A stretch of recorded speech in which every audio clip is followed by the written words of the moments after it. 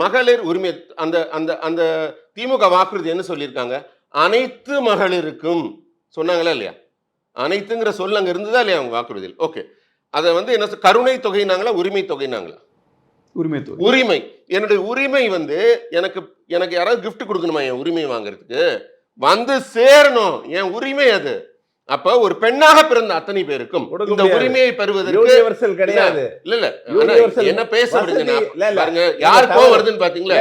திமுக காரருக்கு கோவம் வரும். திமுக காரருக்கு பெண்களுக்கு பாத்தீங்களா? காங்கிரஸ் எல்லாமே தொகை கிடையாது. காங்கிரஸ்காரங்களும் திமுக மாறிட்டாங்க.